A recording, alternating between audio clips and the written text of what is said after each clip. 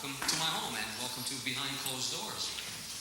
And may I just add that one should never put this on a pool table, but being that I own it, I'll do whatever I want to.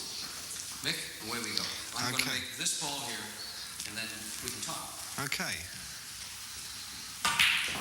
Let's start. Good shot. This is a beautiful house you have here, Ronnie. How long have you lived here? I've been here now for about 5 years. The home is 8 years old. Looks a bit older than that. I think the furnishings have something to do with it. The furnishings are quite a bit older. This particular piece right here, for example, is from Windsor Castle. Really? This was made, I think, 1495. So again, it shows you that the furnishings are all the houses new. I'm always being accused of living in the past and being a medieval person, and I guess this kind of brings it all together. The pool table is rather interesting as well. This was a Christmas present from my wife, from Wendy. We can see the lions and whatnot. This is a reproduction of a table that was built in 1865. I make shots that are unbelievable. I mean, I can do anything with this table, and that's how I got this place. I played pool all my life, and I was able to buy it.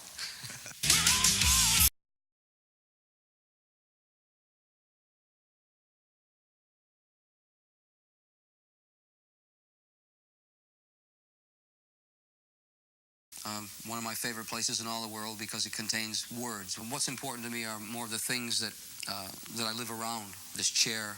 This is a Bible box here with a Bible on the top of it, a very old one. This is a place that I don't do any writing in. It's strictly a library. Most of my work is done in the dungeon.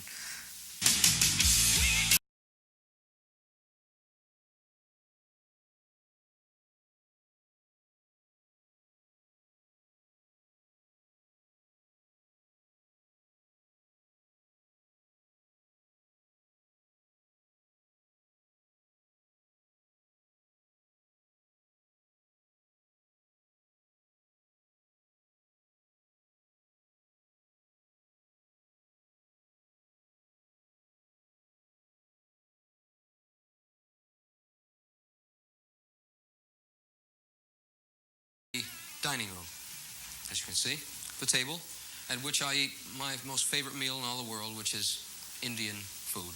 Curry from old Imperial Britain, I think that was. The table, as you can see, the sideboard, lovely carvings. I think the nicest thing about all this kind of furniture, and one of the reasons I love it so much, is because there was so much thought and care taken in doing it. These were when workmen really cared about the things that they made. It makes me feel that perhaps we can get back to that era someday. I think I care enough about the music. I know how much these people cared about what they made. Maybe when you put the two together, it all spells Dio. I don't know. You know I don't play piano. I'm a singer. Let's go to the bar. It's my favorite place anyway. This looks like a well-used bar. I mean, obviously, you've had a lot of elbows resting on this at one time or another.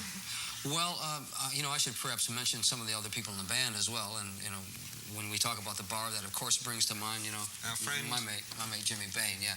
Now Jimmy's not only a great friend and a great musician, but he's a Scot as well. He's a good Scotsman, and he tested this bar for me before I bought it. He put the elbow here, leaned on it, and he said, I pronounce this bar fit to drink at. And so from that moment on, we've had a lot of parties here. As Ronnie said earlier, we're not big on big formal dinners or so on, but the bar is full of people most of the time. We never started with this. Why should we think that this should last forever? I was just as happy, and I'm sure Wendy was just as happy before, struggling and being happy together. I think this is all very transitory anyway. It comes and it goes. I mean, you have ups and downs. It's like life.